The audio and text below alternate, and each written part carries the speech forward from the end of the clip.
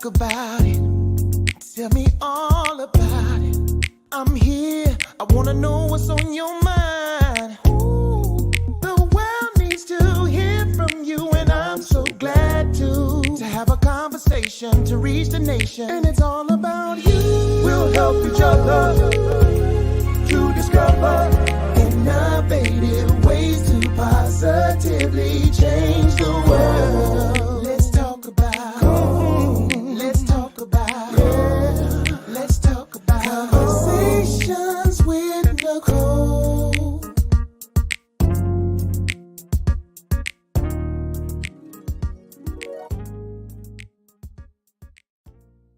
Greetings. Happy Wednesday. Welcome to Conversations with Nicole. I am Nicole Everett, your host, and Conversations with Nicole is a talk show based in Tallahassee, Florida, focused on connecting the community through conversations.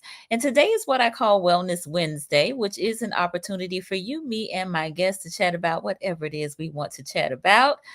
And we are embarking upon June, which is National Homeownership Month. And so our very special guest will be talking about Fair Housing 365 to kick off an event for Fair Housing Month that will be taking place in the city of Tallahassee. And we'll talk a little bit more about that momentarily. So my guests are Dylcia Cornelious and Dante Bonner. Dante is no stranger to Conversations with Nicole. And so we are super excited and delighted to have them with us here tonight. But before I bring them on, I need to hear from you. Where are you tuning in from? Let us know in the comments. We are live on Facebook, on YouTube, as well as on my personal LinkedIn account. But this is an interactive live, and we fully expect to hear from you. Your comments, your questions are welcome. And again, we're talking Fair Housing 365. Fair Housing Month is in April, but Fair Housing is 365, which is what we're going to talk about. So I see RLB in GA, which I assume that is Georgia. Thank you for joining us. So please tag a friend, like, share, and let folks know they need to be on here. Dante has been on. He's with the Florida Commission on Human Relations, and he is a fair housing guru. But our co-panelist, Dylcia, has such a fabulous story that you all will not want to miss about a fair housing experience that she had. So again, y'all, please tag someone, share this on your page, and again, let folks know they need to be on here. We got Miss Teresa Nix in Tallahassee. Thank you for joining us, Miss Teresa, over there at Joe Ellen's restaurant.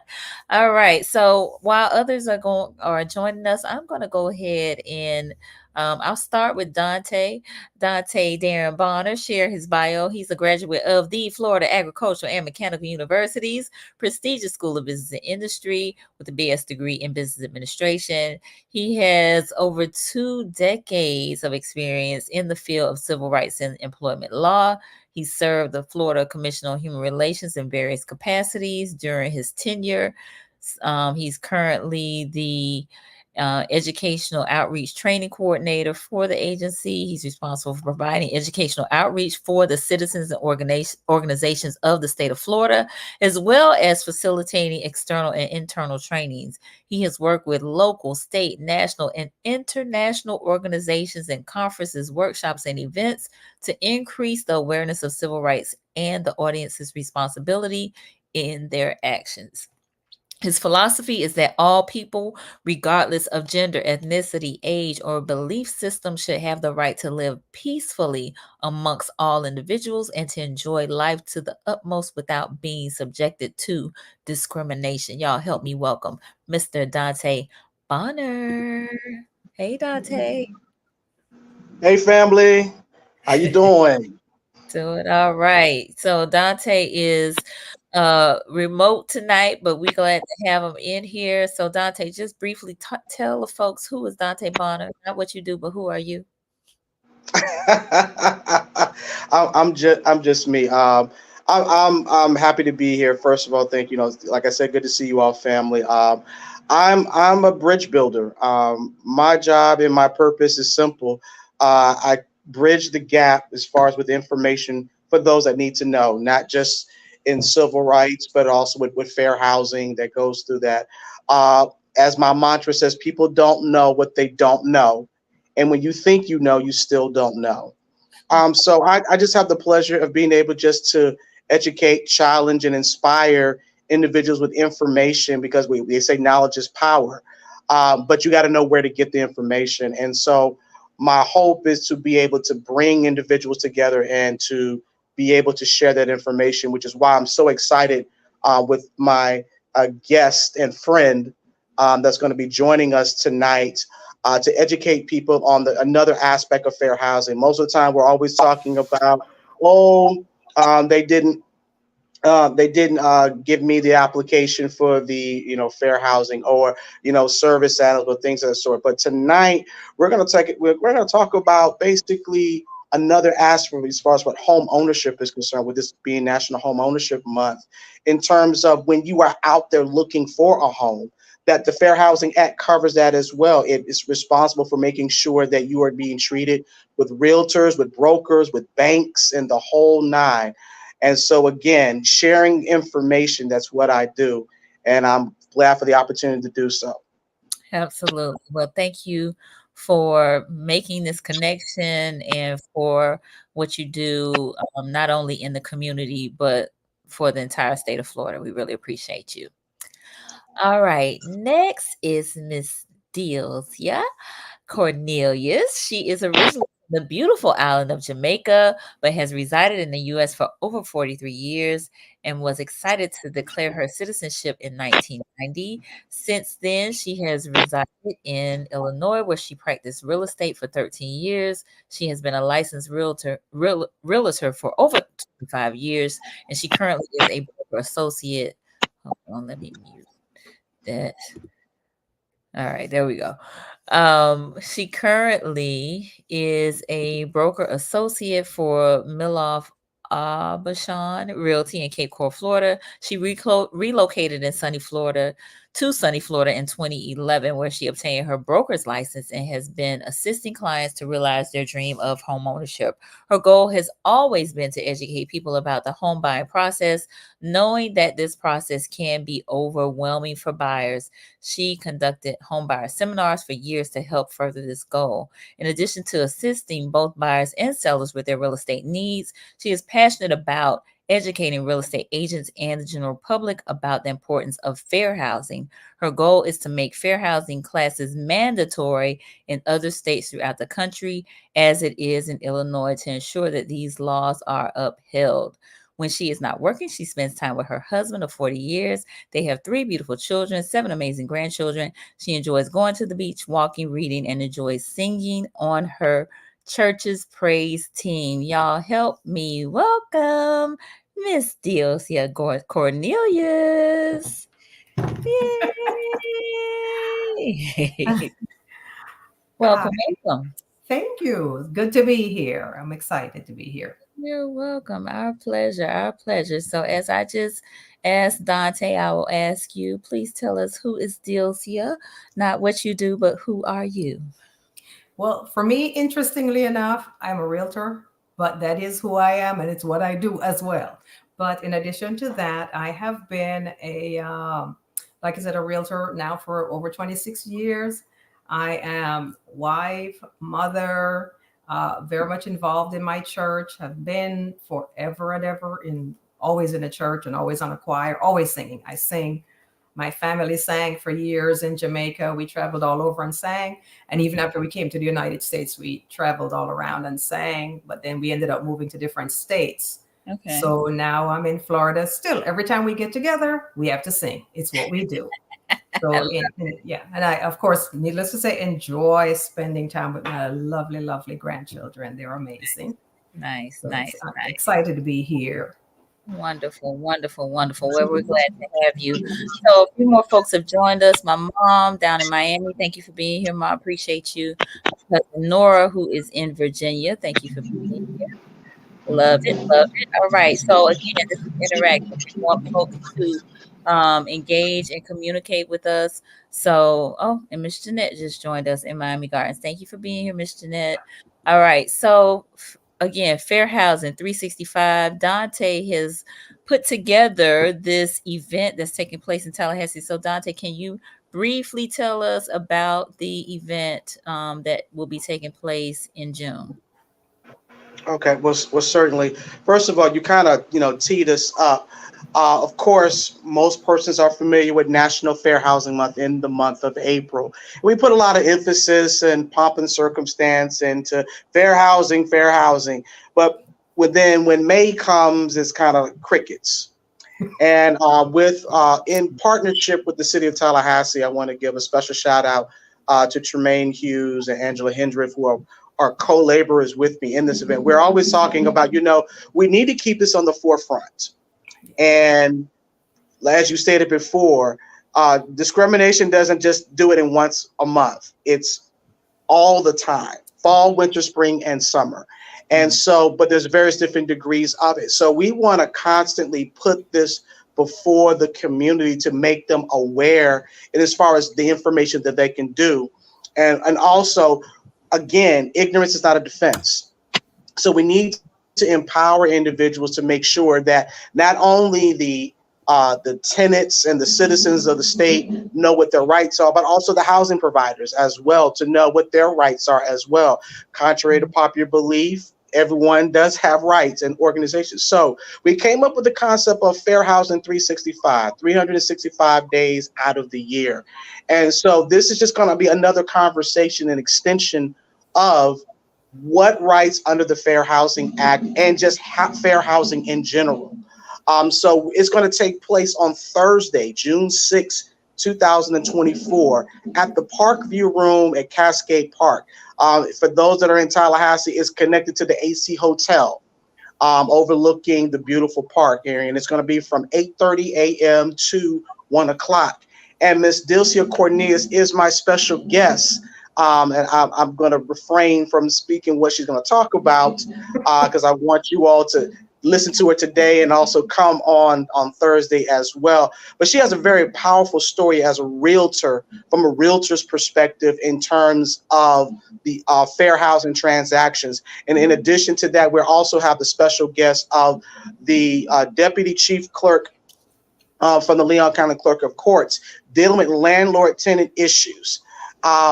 How many of you all have said, my landlord won't do this, my landlord won't fix this, something is on the, well, you know what, I won't pay my rent, and then wonder why they get evicted, not understanding that there's a process, not understanding that, yes, the landlord is required to do something, but there's a certain method and process.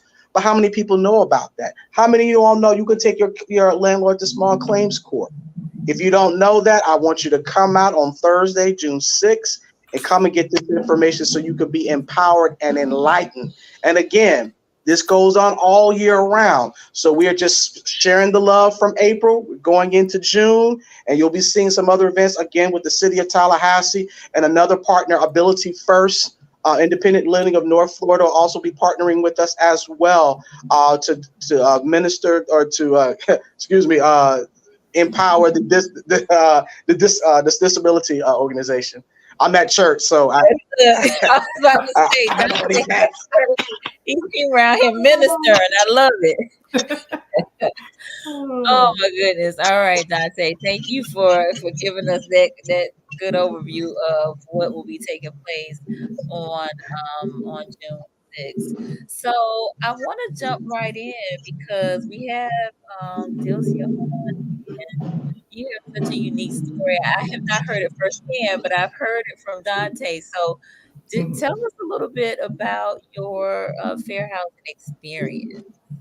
Well, it took place, and a lot of people know, or and especially in the Black community, knew George Wilborn and his wife. His wife is Peyton, and so I met them in probably 2002, somewhere around there. And they wanted to get so a property, just a commercial property that I had listed. So sold them that. Peyton wanted to open a string of daycare centers. So sold her that one. She opened the daycare center, fixed it up, completely revamped it. And I ended up selling them two others, I think, or three. I Okay. lose count. Anyway, 2 or 3 other commercial properties, which they also made into daycare centers. In the meantime, because this is over several years, so we became pretty good friends, going out to dinner together, knew their kids. Their son played basketball, go to his basketball game. So, it was a really good relationship. And they wanted to establish, though, that part of their life and financials and before going on to buy a house. Now, George was not only was he a radio DJ, he was a comedian, he's an actor. He was on the radio every day, co-host of the Michael Baisden show. And they had maybe about 13, 14 million, because it was a nationally syndicated radio show. So they were all over the United States every single day, well, especially during the week. Right. But in 2010, and maybe about September of 2010, they called and said, okay, we're ready to buy a house now. And so they wanted to look on the north side or near north side of Chicago. So we started looking at properties. And when I tell you, I showed them so many properties, it was a lot. Okay. Because on the north side, and then when you're on the north side of Chicago, one of the things that is an absolute premium and actually doesn't exist is parking. So that part of it is really difficult. And if you're trying to find a house, and you hopefully would want to find a place that, a house that hopefully has somewhere you can park, preferably a garage, but that doesn't work up north. Anyway, so we looked and I'm gonna say probably, it's probably close to 100. It was a lot of homes. It was a lot. Okay. So anyway, kept looking, couldn't quite find anything that met their criteria to a T and worked for them. So anyway, on New Year's Day of 2011, Peyton called me from Miami, where they celebrated New Year's Eve in Miami Beach. And, she had found a house. Now, she was looking on the north side of Chicago. And even though she's looking in Chicago, if they don't ask me for a specific area, I don't take them to see.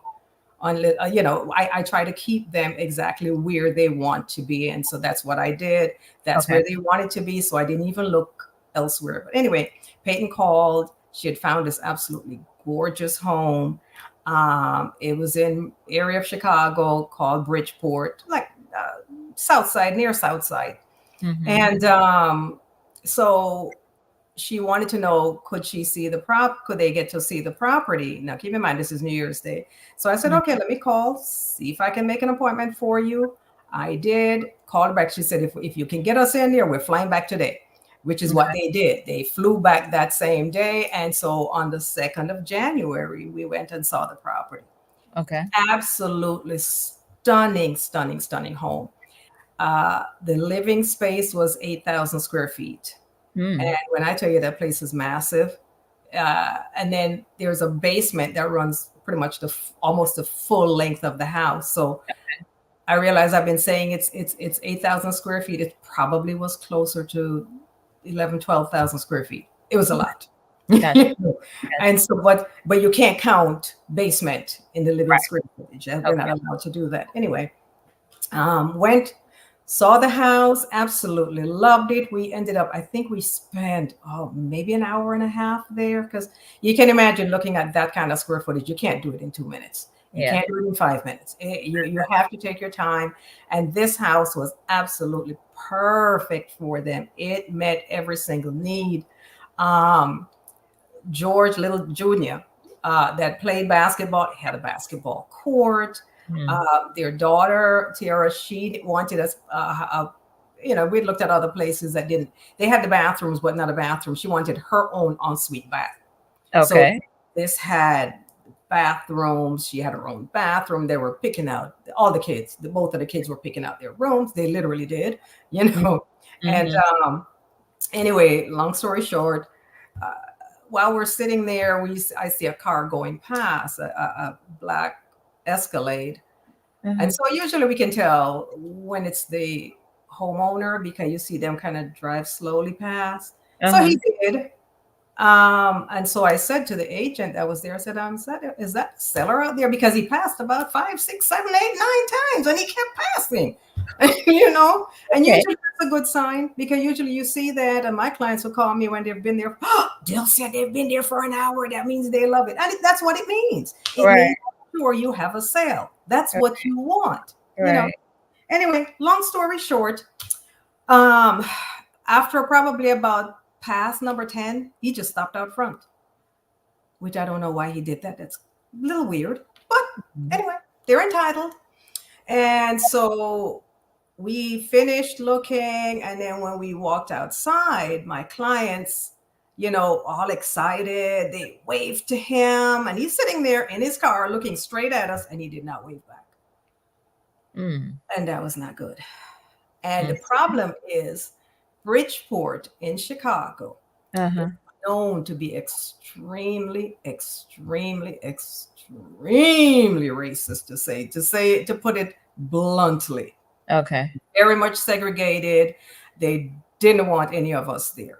And the thing is, I knew Bridgeport's history, but the things that I had known about Bridgeport had happened maybe a good 20 years ago. So like 20 something years ago, shortly after I came to this country, I know they were talking about it on the news where 2 police officers picked up this little 13-year-old black kid riding around on his bike, kept him in the car. They put his bike in the trunk and they drove him around and then let him out in Bridgeport after dark. They beat that child to within an inch of his life. Oh, wow. Black people have been killed over there. Black people knew, don't be caught in Bridgeport after dark. They just knew that, you know. Okay. And you know, when all of this came out, the people started talking, oh yeah, we knew. We lived across the track and we knew not to come. You know, don't be caught. Even if you might work over there, don't be caught over there after dark. And so anyway, but I'm not worried about that because needless to say, that was 20 years ago. And then on top of that, my clients are entitled to live wherever they want to live. This is supposed to be America. Right. You're entitled to live wherever you want. So anyway, what we did was after we left, we didn't even go back to my office. We literally drove to a gas station and sat in the car and wrote a contract. That was how excited they were. They didn't want to wait 2 seconds. Okay. You know. Anyway, so we wrote the contract and I sent the offer over to the agent. And he was at the time out of town. And so it was just one of those things where typically when we negotiate a contract as agents, we tend to go back and forth talking. Okay, you know, my client is offering X amount. You know, oh, okay, let me talk to the seller. They come back, the seller is saying blah, blah, blah. And so that's back and forth how we do it. Somehow in this case, and it's interesting, it was mostly because the agent on the other side, he didn't like phone calls. So he just texted everything. It ended up working out though. So anyway, we negotiated everything. We arrived at, I think we arrived at 1.7 million. Because they went back and forth. Oh, the house was 1.8 million. Sorry. Okay. Important. But anyway, so we arrived at 1.7 million and accepted. They negotiated. They had some big screen TVs. The seller was going to leave some of those. Downstairs, there was a commonly called, of course, the man cave. So pretty much the whole basement, that was his domain. Gotcha. And so TV was going to stay down there. They had a TV upstairs in the living room that was going to stay there as well. So anyway, sent everything over. He said, okay, I'll talk to the sellers. And so we're going back and forth. This is the 2nd of January. Right.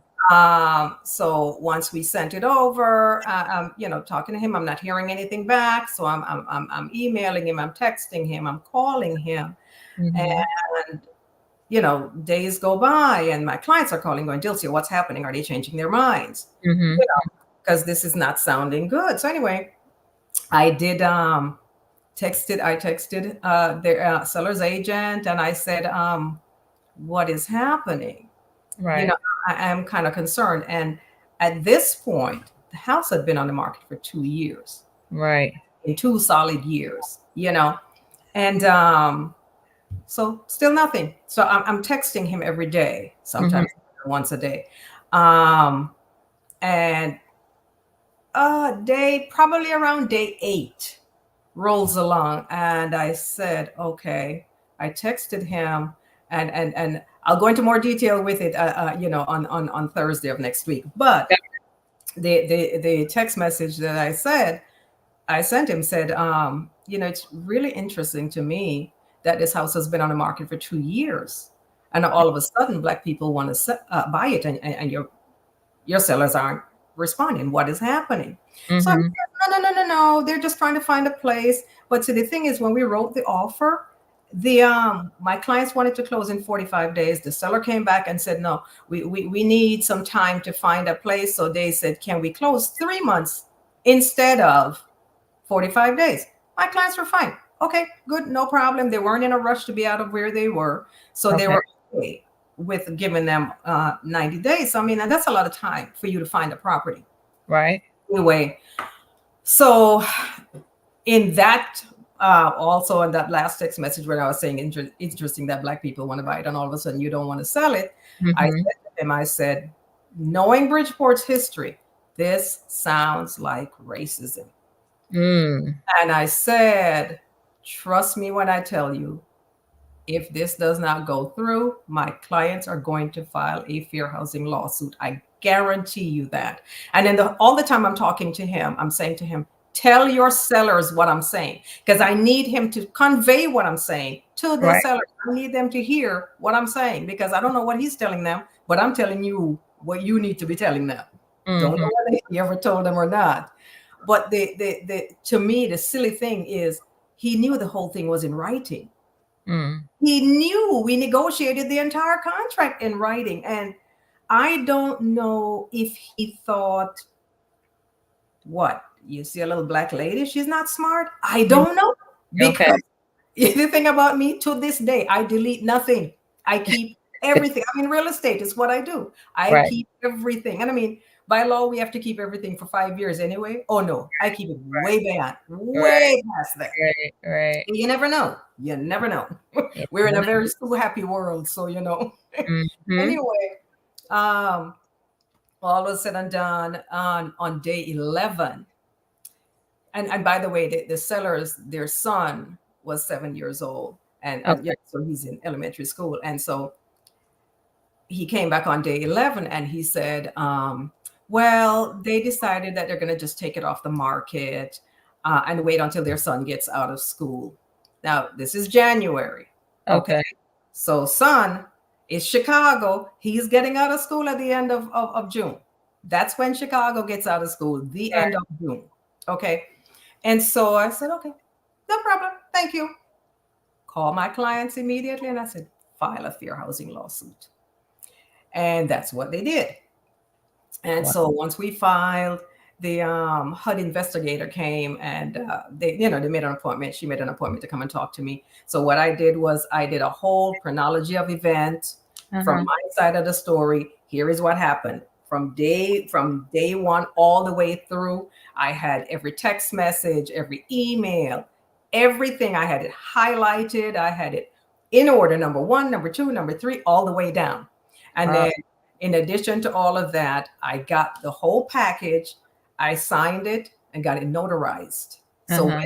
when the investigator came and I handed her the package, she, oh my gosh, I can't believe it. She said she has never had a case where it's like this, because it's always their word against this one, and then this one over here says this, and somebody over here says something, and or it's perceived. And this is just what she said. Well, we think they were discriminatory, but you don't have any proof. Right. So anyway, she was really excited, took it, and then I said to her, how much do you want to bet that this house is going to be put back on the market? And she said, no, Dylcia, they are not that stupid. Those were her words, not mine. And I said, okay, how much do you want to bet? 1 month and 2 days later, Oh, wow. back on the market. Same Wow. agent, same Wow. price, everything. So now keep in mind, you have a ready, willing, and able buyer over here. Right. But rather than coming back to us, you are now just putting it back on the market, haven't said a word to us at all. You haven't come back to these buyers that you know love the house and want the house, you know. So we said, okay, fine, no problem. As soon as it came on, I called the investigator and I printed it out and I sent it to her. She couldn't believe it. So anyway, they filed the case, and it's interesting when it came out. Literally every single thing that I said were all, because I mean I know what elements of the case to address, and so every single when I tell you every single point that I made was an element in the case that was filed against them. And Wow. I think I think it was about maybe 16 counts. I think it was about 16 different counts that they filed against them. But what they decided to do was just have, in talking to the, not just the sellers, but the seller's agent, rather than them just talking like they're talking to me, they decided we're going to do everything in the deposition. So everything is going to be done on the record. So nobody can change their minds later. Whatever you say is on the record. So this was, I think we filed about the end of January, somewhere near the end of January. And the case actually, what they did was they called me and let me know, okay, the case, we're going to go, so they're literally going to go to court on this particular day and file it. So what they did was when they filed it, all of the news media, of course, were notified. And so everybody was there. Everybody was there. Okay. And so we found out that he had actually, the seller had told the agents that he didn't want to sell to blacks. He actually said that. And so in the case, in the deposition, he admitted. Now keep in mind, I have no way of knowing this. I am not privy to anything that's said between buyer and seller, or seller and seller's agent. None of that stuff. I don't know any of that stuff. You know, especially between seller and seller's agent. If we talking 2011. 2011. This is not the 1960s. Right. You know, and the insanity of all of this, it just doesn't make sense. And, you know, the other thing that really stumped me more than anything is that this agent knew that I said, this sounds like racism. And you know, he had already told you that he didn't want to sell to blacks. And I'm pretty sure he didn't say blacks. But I don't have any proof of that. Right. But I'm pretty sure. Anyway. And, you know, it went. And then, you know, when it finally, what we did was we went to arbitration. When we went to arbitration, they have an administrative law judge that actually hears. And this is a very much abridged version that I'm telling you. Yes, that's fine. We only got an hour. Right. Yeah. So the administrative law judge, he's the one that presides over it. And so we all gather in a room around a conference table, you know, buyers on one side and myself, buyer's attorney, and then the other ones on the other side, the sellers. And then, you know, they did a whole, if they asked if anybody wanted to talk, and George Wilborn spoke. And I'm telling you, that grown man cried like a baby. Oh. You know, because having to explain, he said, I knew that racism exists, but I've never personally experienced it. And then to explain to my 12-year-old son that the house that we love, we can afford it, but we can't get it. Yeah. And he said that, and just, as you know, any Black parent understands this, because we come at things from a very unique perspective. In that we have to prepare our kids for these kind of things. And, you know, it changes who they are. Yeah. You can't ever in life be the same again, because you literally are just finding out I'm not equal. That's literally what we're finding out now. And you say that to your child, even if you don't say those exact words, that's the message. Yeah. Because that's just fact, you know? And so it just, it wasn't a good situation. It really was not. And it just tore my heart out. And just seriously, is the kind of thing that you can't even comprehend unless you've lived it, you know. Absolutely. So let me just pause for a moment. We're a little more than halfway through our broadcast. And for those of you who may have joined us late, I am on with Miss Dylcia Cornelious, who is a realtor out of Cape Coral, Florida, Mr. Dante Bonner, who is with the Florida Commission on Human Relations. And we're talking Fair Housing 365. And what Delia has just given us the short version of, Very abridged version. yes, a very abridged version of a fair housing case that involved George Wilborn, who was a or is a radio personality. I believe he used to be on the Michael Basin show, as well as just on the radio, and particularly in the Chicago area, but across the country. And there was a property that he and his wife were interested in purchasing in a suburb of Chicago, in the Bridgeport neighborhood, at about 1.7, $1.8 million. And the seller did not want to sell to the Wilborns because they were Black. And this came out in a deposition. And there was a whole fair housing case where HUD did an investigation and all of this was revealed. So a few folks have joined us, so let me shout them out real quick. Kiosha, thank you for being here from Tallahassee. Sharice in Atlanta, thank you for being here. Tracy Golay here in Tallahassee, thank you. My cousin Nora said, wow. Yes, wow. And Michael Cork has joined us, who is also here in Tallahassee. Thank you for joining us, Cork. All right. Tanisha said, what was the outcome? And Teresa also said, can a private citizen sell their home to whomever they choose? So I'm gonna let you all respond to these questions. Let's start with Tanisha, because she probably on the edge of her seat wanting to know what happened. So tell us what happened. Okay, so once it went to arbitration, once they had the everybody got to talk, but not everybody. Actually, only George said anything. The sellers were very, very quiet. Needless to say, they didn't have much to say. So they separated us. The seller and their attorney and agent went in another room, and then we were in a room. And then the judge comes back into our room and said, "Oh, and by the way, they hired Willie Gary." Who is, his name, they call him the Dragon Slayer. Yep. So yeah, that's his moniker. That's what he goes by. That's because, he's taken down some huge companies. I think, I believe he won like $1 billion against Disney.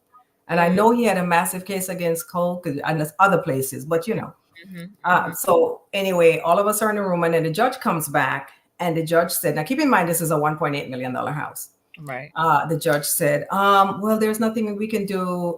The sellers say they only make $40,000 a year.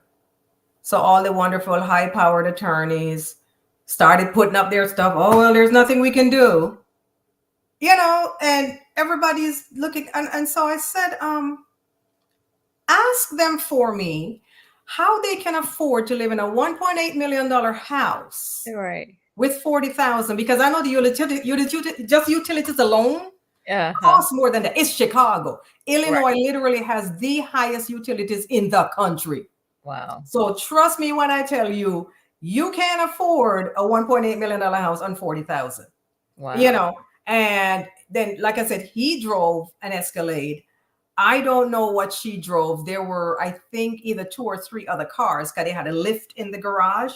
And so you have all of these cars. And then the owner had told us that she has 100,000 in a, by the way, once we filed the lawsuit, all of a sudden the sellers came back and said, oh, okay, we'll sell you the house. We'll sell it to you for 1.8 million. And we'll leave the furnishings because that's we have $100,000 in imported Italian leather furniture. All of this you can afford on 40,000 a year, right? So I said, yeah, I asked them how. And the judge went, yeah. Like people don't tend to think. You know what I mean? Come Right. on, people think you Right. can't afford that. Right. Yeah. So I mean, anyway, and I'm hoping everybody on here that are certainly local will come so you can hear, because it's Yeah. way more details, and you Yeah. get to see the house, which Indeed. is fascinating. Yes. But anyway, the judge went back and asked that, and so long story short, what ended up happening is that my clients, I can't tell exactly what they were awarded, but they were awarded more than 1 million, less than 2 million. Okay. Let's put it like that. Gotcha. So, we can't tell the exact amount. Gotcha. But and then they came back and asked me, did you want to file for your commission? And I said, I can do that. Yes. So apparently I'm an injured party, which I didn't know. And because honestly, at that point, I didn't care. I wasn't even thinking about myself. I didn't think about the fact that I don't get paid. It didn't matter. I was just so angry that you would do that to somebody. And then one of the worst parts is that when they interviewed the sellers on the deposition, he said, oh, I knew they could afford it because he drove up in a convertible Bentley, which is a $250,000 car. Now, these are his words, not mine. And his wife drove up in a Hummer. So you knew all of this, but you still refused to sell them a house? Right. Serious? It just boggles the mind. So we got a few comments. Tanisha, she said, she was on the edge of her seat. Want to know what the issue was. And Tanisha is a realtor here in Tallahassee, and so she said, "Oh, that's nice." And I think what she's responding to is that you were able to file for your commission. Yeah, Tanisha, that's good to know, because we are injured parties. Yes. Dante wants to talk. Go ahead, Dante. What you got? So, to answer that particular question, there is a term called an aggrieved party, where when the complainants file the complaint, they're the initial ones harmed. An aggrieved party is also, in addition to other individuals that was harmed as a result of the actions. And so since Dylcia was the realtor representing them, she was harmed by them not getting the house, because as a realtor, that's how you make your money. Right. So that's how she was able to be an aggrieved person. And I'll get more. And so for when you come out to the event on June 6th, from 8:30 p.m. to 8:30 a.m. to 1 p.m., you'll hear more of the details as far as that is concerned. And the second part, as far as the question is, why, as a private home, they got sued. So under the Fair Housing Act, Teresa, can a private citizen sell their home to whomever they choose? Yes and no. So the yes is, as a private citizen, you can sell to whomever you want to sell. The problem is when you use a lender or a broker, that the exemption now goes away, because as Dylcia says, realtors, they are bound by ethics and law to not discriminate. And when you use a realtor, that you are now not exempted, and you are now bound by the Fair Housing Act. If this had just been the seller just trying to sell their home, that may have been permissible, but there are still exceptions to that, because if they own multiple properties, then they would still be covered, even if they didn't use a broker or a realtor in that. So there's a lot of caveats. So what got them in trouble is because they used a realtor, and that particular realtor did not stop them, or failed to stop the homeowner from engaging that particular behavior. But that's how they can do that. Okay. Wow. Very interesting. I see Dr. Joel Johnson has joined us. Thank you for being here. So, Dylcia, have you that's a phenomenal case, and I think that Dante may have mentioned that HUD or some other entity use it as a kind of like a best practice. Yeah, they do. I just found that out last year, Dante. I had no clue. Oh wow. So Yeah. I gotta explain that. So in my travel, I traveled down to specifically to Fort Myers, Florida, during Fair Housing Month, Mhm. and I was with the training the organization about fair housing, and I was specifically talking about an aggrieved party since I was talking to realtors Mhm. because most of the times persons sometimes paint realtors in a bad light that they're the enemy, Yeah. and that's not always the case. And so HUD in its national training, the National Fair Housing Training Academy, they do test cases, and they pull all the different resources as far as this is an example of a case breaking down as far as when you're doing an investigation, the different elements that Dylcia made reference to, and Mhm. some of them do go to court. And so this was one of those cases that was discussed. And so I had been trained in that particular area. So when I was talking to the realtors, my intent was to encourage individuals like, hey, you need to be aware of this because you don't want anybody messing with your money. There was a case that was in Chicago where a realtor was defending their client and they were harmed. And so Dylcia started talking about certain different aspects. I was like, yeah, and she says, I know because that was me. And I was like, excuse me? She said, yeah, that was what she was like. How do you know about that? Right. I said, that's the case that HUD uses for training across the nation. I Wow. said, we'll talk after class because I'll get into a one-on-one conversation and forget why I'm Right. here. Right. And so that's how, and so she wasn't aware that that case is what one of many cases Yeah. is what HUD uses. Number two, the information that she just shared tonight and that's going to be discussed on next week, you can't read it. You will read the surface stuff. Right. But to see the realtor's perspective from her lens and all of the transaction that goes forward, I said, this story needs to be told. Yes. And so I said, you know what? We're going to make it happen. And I've had the privilege of being able to introduce Dylcia to she's been almost the whole state. We got a couple more areas to hit. Right. But again, the information needs to know because a lot of times also too, and I want everyone to hear me, a lot of times people think discrimination handles on low end, quote unquote, or $100,000, $2,000. We're talking about a multi-million-dollar home. Yeah. Most persons are not thinking about discrimination when you're at that particular level. No, they don't. And also, we're talking about a nationally known celebrity. So yes, it can happen to anybody. Right. But in this particular case, because of the determination of Dylcia and the law, I think justice was served. Dylcia got her law degree or something because she documented, she had all that stuff ready. Okay. I've been asked that. I have been asked that. Listen, I think she was an attorney before she got into real estate. I think that's what happened. I am very detailed about every single thing. That's me. That's me. Okay. All right. So we got a question. Kiosha wants to know, does the Fair Housing Act apply to renters? Yes. Okay. Very good. We got Keisha Washington who's joined us. Greetings, God's people. Thank you, Keisha, for being here. We also have, no, don't call me right now. I'm on a live. Tanisha said definitely advocated for her clients. Yes, she did. Yes, she did. And again, Tanisha is a realtor here in Tallahassee. So I want to see it, Tanisha. I want to see. Yes. You want to come and meet her in person?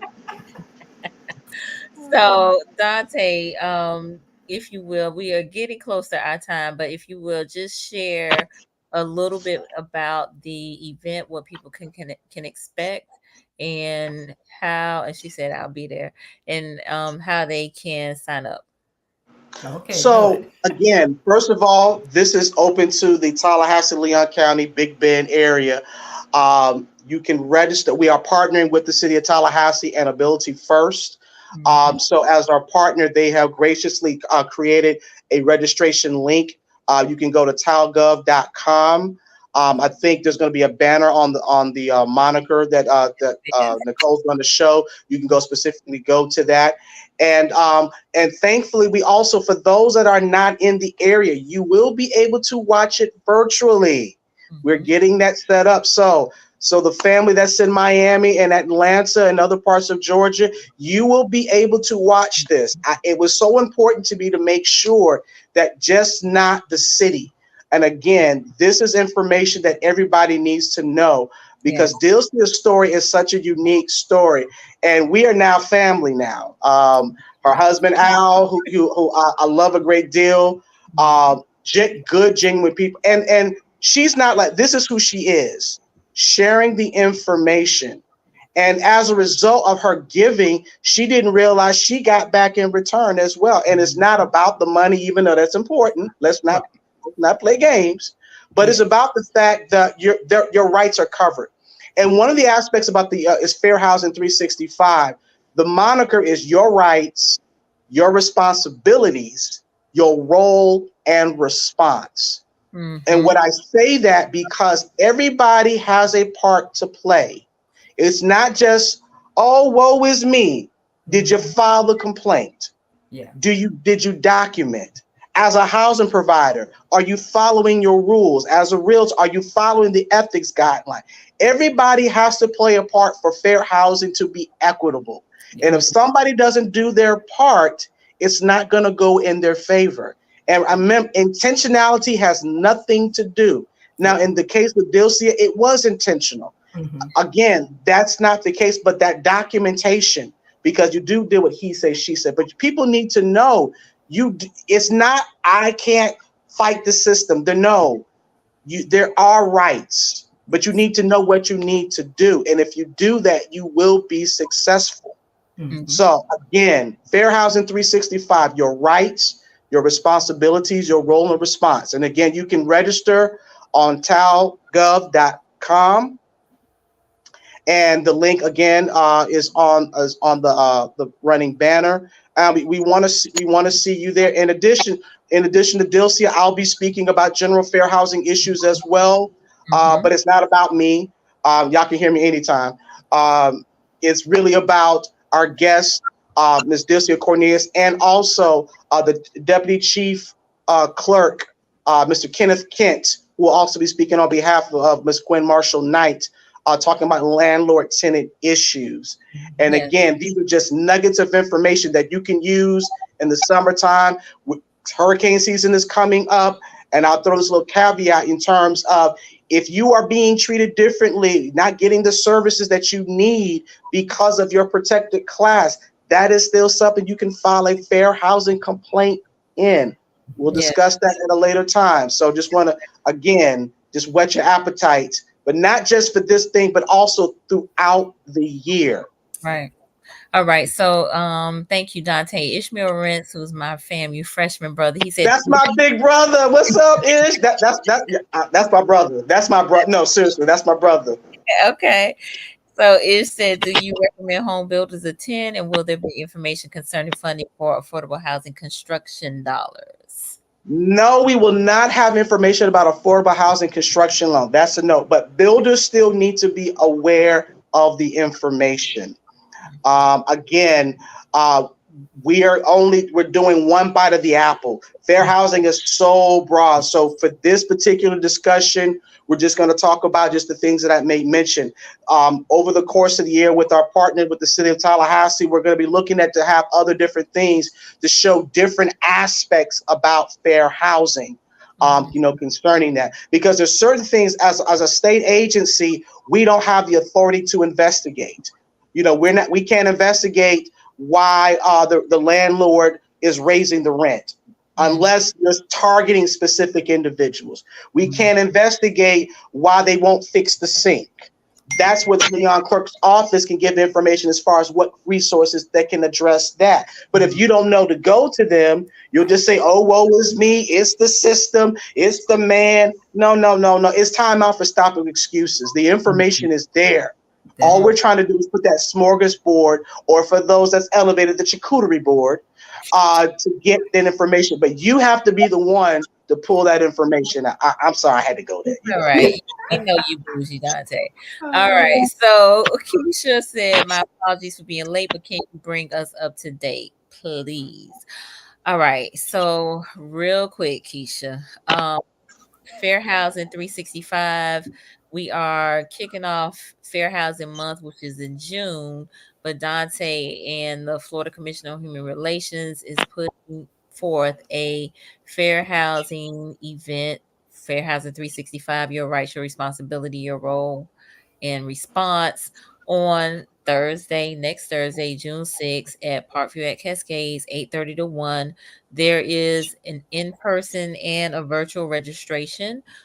That link I have put in the chat, so you can click directly on it and register either to come in person or virtually.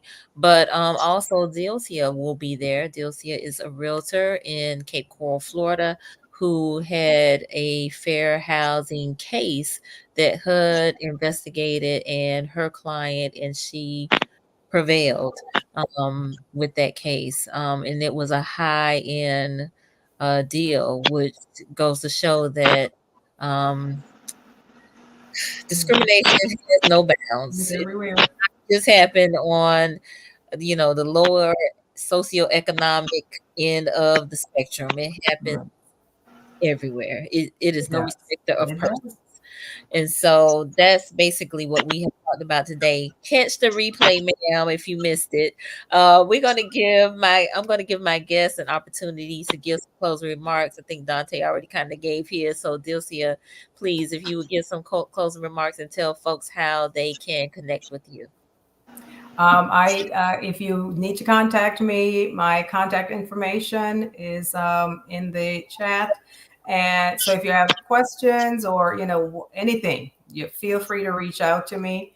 If you are near there or in the Tallahassee area, please, please, please come out. Like I said, the little bit that you've heard is a very, very, very abridged version of what actually happened. I'll go into a lot more detail on Thursday of next week on the 6th. So I think it's very, very important that not just realtors, but citizens, everybody, it's a story that everybody needs to know that this happens. This is reality, unfortunately. And we need to know, in my case, how to advocate for your clients, what to do if this happens. Do you have rights that are being violated? And so all of those kind of things, it matters. It's important. So I certainly hope as many of you as possibly can. And like Dante was saying, it's going to be streamed live, so you can actually watch it virtually. So even if you're not in the Tallahassee area, you'll still be able to hear the whole story. And I certainly encourage everybody to tune in. You will not be disappointed. Wonderful, wonderful, wonderful. Well, thank you so much, Chelsea, for sharing that story with us. Oh, Um, my pleasure. which, again, hearing it firsthand from you is just, I mean, Dante told me, but like I said, hearing it from you is just like double wow. Um, Yeah. yes. All right. So, Dante, again, closing remarks and how can folks connect with you? Again, you can reach me at my email, Dante, Dante dot Bonner, Bonner, at FCHR.myflorida.com. We are here to serve the community, the state of Florida. Come out and be supportive of that, not just in fair housing, but also employment, civil rights as well. But for now, we're talking about fair housing, and we look forward to seeing you all either virtually or in person.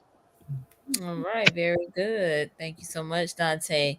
And Dilcia, appreciate you both for being here and sharing this very important message. Hopefully, the viewers have enjoyed this. If you have, let us know. I see some comments here. Oh, some folks that are joining us late, but it's okay. Warren Cave, I'm mad. I'm just coming on. I know this was great. I'll check out the YouTube replay. All right, my brother Warren. We appreciate you. Pamela Robinson. Enjoy the conversation. Very helpful and informative. Thank you, Pamela. Don't know where you are, but if you are in Tallahassee, definitely try to come out if you can, or register for the virtual or the virtual registration so you can link in and hear more of the story real time. Ish, good infiltrated citizens come out and support. Call you tomorrow, Dante. All right. My mom said, what time? It's 8:30 a.m. to 1 p.m. next Thursday, Mom. And I'll make sure you get the link. Nora, my cousin, great conversation as always. Thank you, cousin Nora. Appreciate that. Miss Teresa, thank you both. Very informative. Thank you, Miss Teresa. And Joel Johnson, absolutely essential information. Yes, yes, yes. So please, let's keep this conversation going. Please share it with one that you think will benefit from it. The realtors in your life, the lenders in your life, uh, let them know they need to be here. They need to be here. The landlords in your life, let them know they need to be here. Thank you so much. Thank you, Tanisha. Tanisha said she's going to be there. For those of you who may be new to the platform, of course, I have to invite you to uh, check out Conversations with Nicole. We are here live on Mondays and Wednesdays at 8:30 p.m. Our focus is primarily on mental health and wellness in Black and Brown communities, encouraging us to be our best selves. But part of that is how we're living too, right? And so you don't want to be in a living situation where you feel threatened or less than, or there's discrimination or bias or what have you. So that's why we are bringing this to you. And plus, y'all know that affordable housing period is near and dear to my heart. So again, we try to bring you these conversations so that you can be informed and you can make decisions based on the information that is provided. So we encourage you to get involved with this event next Thursday, 8:30 to 1, Parkview at Cascades. Again, the link is in the chat so that you'll have easy access, but you can also catch the replay as well if you need to see it again. There it is right there. All right. You all have a great rest of the evening. Hope to see you next Thursday, Dylcia. Again, thank you so much. Oh, my pleasure. And Dante too. And we will see y'all soon. Bye. Bye.